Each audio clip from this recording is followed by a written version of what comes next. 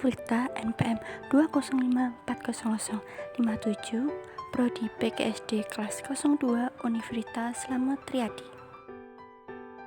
Kali ini saya akan melanjutkan materi yang kemarin, yaitu komponen dalam kurikulum. Nah, sekarang saya akan memaparkan materi mengenai instrumen mengajar. Instrumen mengajar atau bisa dikatakan juga dengan perangkat pembelajaran. Instrumen mengajar sendiri yaitu sebuah media yang digunakan sebagai pedoman atau petunjuk yang pada sebuah proses pembelajaran. Instrumen mengajar sendiri memiliki tujuan untuk memenuhi suatu keberhasilan guru dalam pembelajaran. Perangkat adalah sebuah bahan, alat, media, petunjuk, dan pedoman yang akan digunakan dalam proses pencapaian kegiatan yang diinginkan. Sedangkan perangkat pembelajaran adalah alat atau perlengkapan untuk melaksanakan proses yang memungkinkan pendidik dan peserta didik melakukan kegiatan pembelajaran.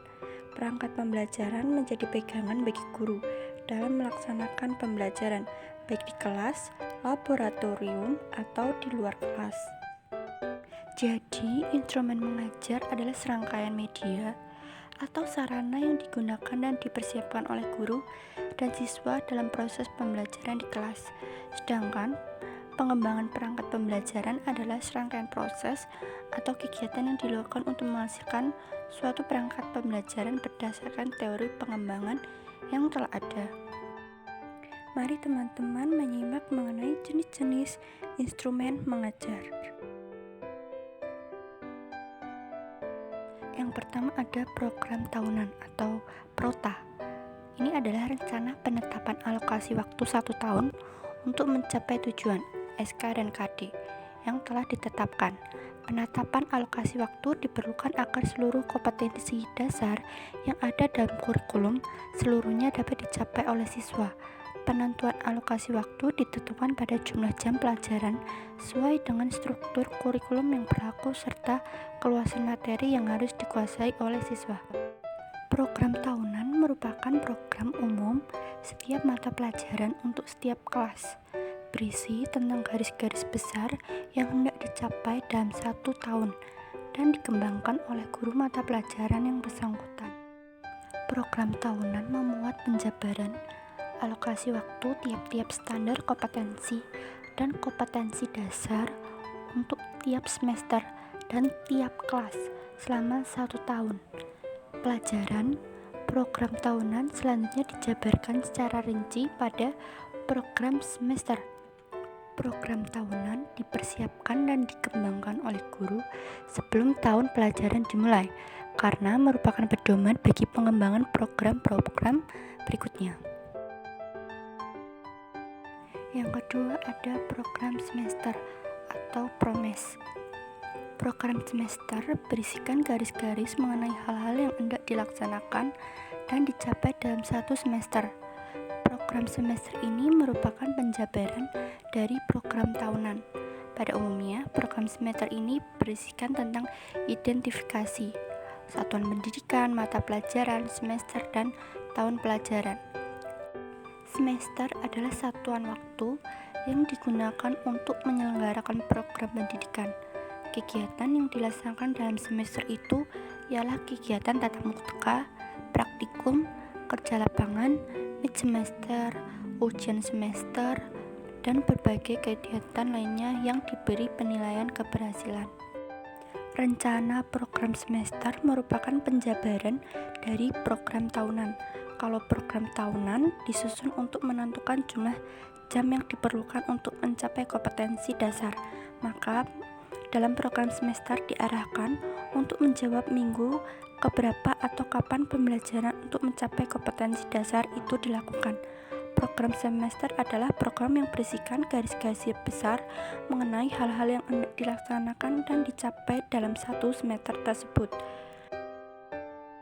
Yang ketiga ada silabus. Silabus adalah rancangan pembelajaran yang berisi rencana bahan ajar mata pelajaran tertentu pada jenjang dan kelas tertentu sebagai hasil dari seleksi, pengelompokan, pengurutan, dan penyajian materi kurikulum yang dipertimbangkan berdasarkan ciri dan kebutuhan daerah setempat.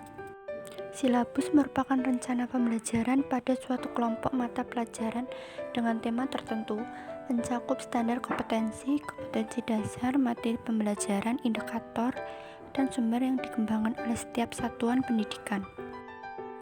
Silabus digunakan untuk menyebut suatu produk pengembangan kurikulum berupa penjabaran lebih lanjut dari standar kompetensi dan kemampuan dasar yang ingin dicapai, dan pokok-pokok serta uraian yang ingin dicapai dan dipelajari siswa dalam mencapai standar kompetensi dan kompetensi dasar.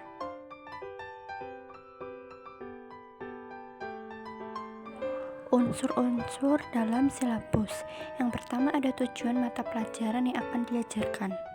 Yang kedua ada sasaran-sasaran mata pelajaran. Yang ketiga keterampilan yang diperlukan agar dapat menguasai mata pelajaran tersebut dengan baik. Yang keempat urutan topik-topik yang diajarkan. Yang kelima aktivitas dan sumber-sumber belajar pendukung keberhasilan pengajaran. Yang terakhir yang keenam berbagai teknik evaluasi yang digunakan. Komponen-komponen dalam silabus. Yang pertama ada standar kompetensi atau SK, merupakan kemampuan dasar yang harus dimiliki oleh siswa dalam suatu mata pelajaran. Penempatan SK pada silabus dimaksudkan untuk memandu guru dalam menjabarkan kompetensi dasar menjadi pengalaman belajar, sehingga rangkaian pembelajaran tidak menyimpang dari koridor kemampuan siswa yang ingin dicapai. Yang kedua ada kompetensi dasar atau KD, merupakan kemampuan minimal dalam mata pelajaran yang harus dimiliki oleh lulusan yang harus dapat ditampilkan atau dilakukan oleh siswa. Penempatan KD dalam silabus sangat penting karena untuk meningkatkan para guru seberapa jauh tuntutan target kompetensi yang harus dicapai. Dalam KD juga dimuat hasil belajar, yaitu pernyataan unjuk kerja yang diharapkan setelah peserta didik mengalami pembelajaran dalam kompetensi pembelajaran tertentu.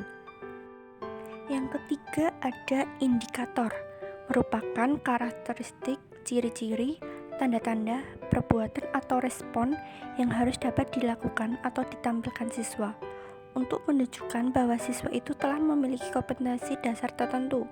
Indikator juga merupakan KD yang lebih spesifik.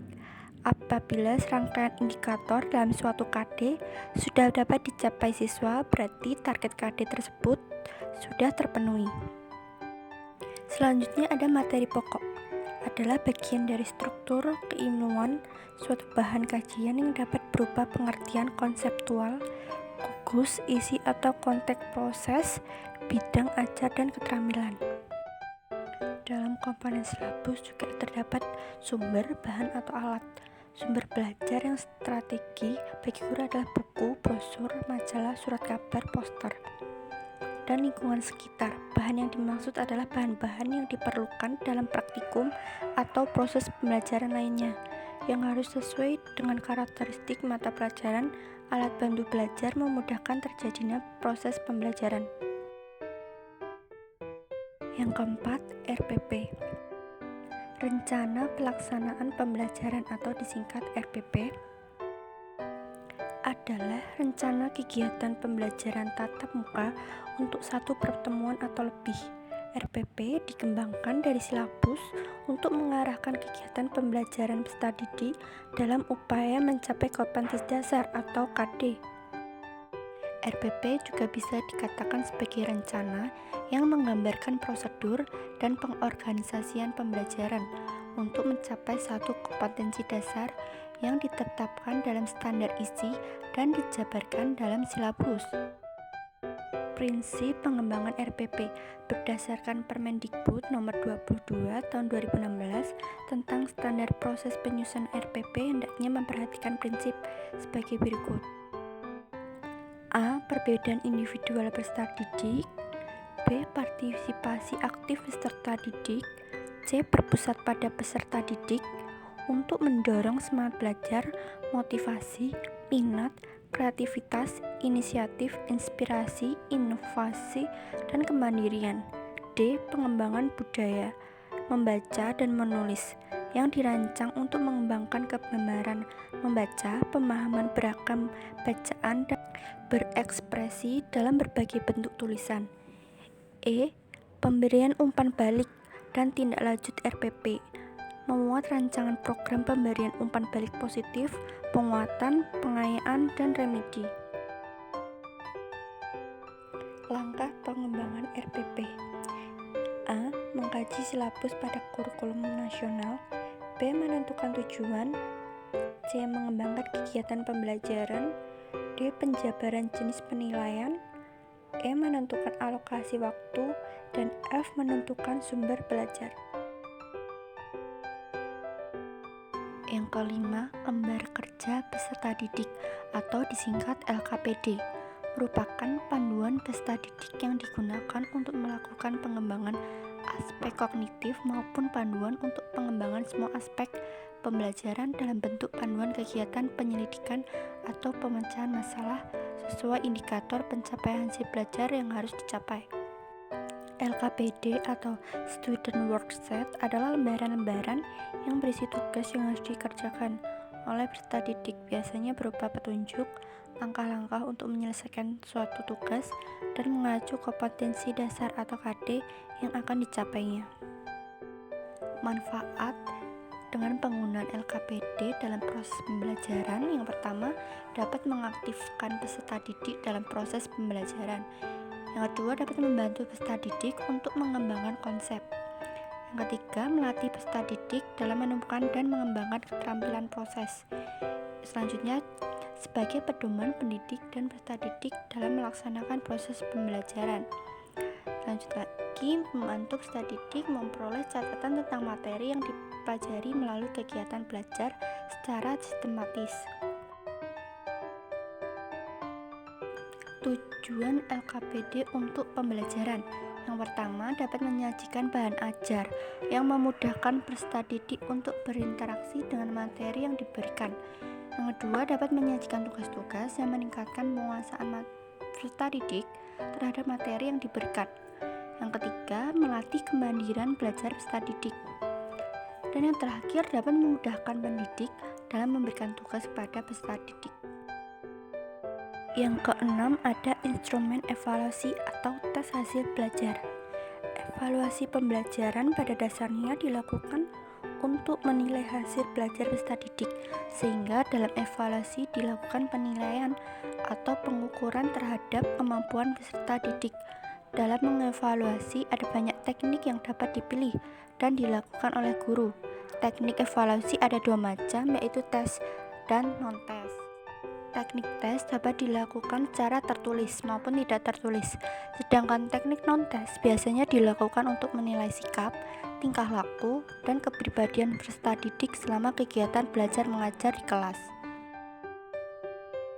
Bentuk instrumen evaluasi ada dua macam, ya. Yang pertama ada tes objektif dan non-objektif. Yang pertama ada tes objektif, adalah tes tertulis yang menuntut siswa memilih jawaban yang telah disediakan atau memberikan jawaban singkat, dan pemeriksaannya dilakukan secara objektif atau seragam terhadap semua murid. Ada beberapa jenis tes bentuk objektif, yaitu pilihan ganda, bentuk pilihan benar salah, menjodohkan, dan isian singkat.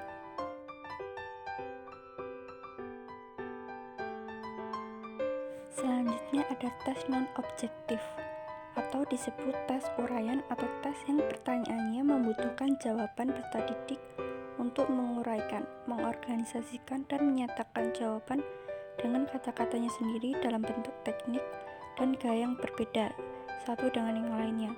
Bentuk uraian sering juga disebut bentuk subjektif karena dalam pelaksanaan sering dipengaruhi oleh faktor subjektivitas guru.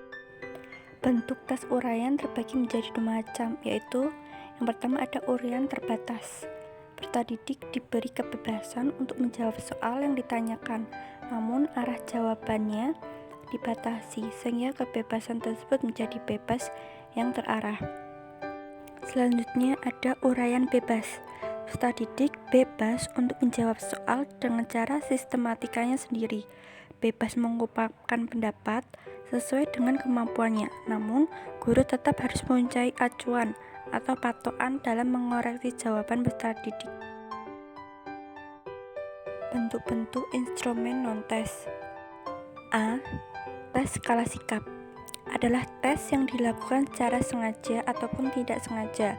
Penilaian ini dilakukan guru terhadap peserta didik, bukan dilakukan ke dalam kegiatan belajar mengajar, akan tetapi juga dilakukan di luar belajar mengajar. B. Tes minat belajar adalah tes yang dilakukan oleh guru kepada peserta didik untuk meningkatkan minat peserta didik dalam mata pelajaran, karena dengan adanya tes minat belajar, peserta didik akan sangat bersungguh-sungguh dalam belajar dan membantu guru untuk membuat peserta didik mampu memahami pelajaran. C. Tes motivasi berprestasi adalah tes yang dilakukan oleh guru kepada peserta didik untuk mendorong motivasi peserta didik dalam belajar sehingga dapat memperoleh prestasi lebih baik dari yang sebelumnya. D. Tes kreativitas adalah tes yang dilakukan oleh guru kepada peserta didik untuk mengukur kreativitas peserta didik dalam belajar, sehingga akan terlihat kemampuan saat melakukan tugas yang diberikan oleh guru maupun saat bertingkah laku di dalam kelas. E. Tes lisan adalah tes yang dilakukan dengan cara mengadakan tanya jawab secara langsung terhadap peserta didik, baik satu persatu, berpasangan, dan kelompok, ataupun klasikan.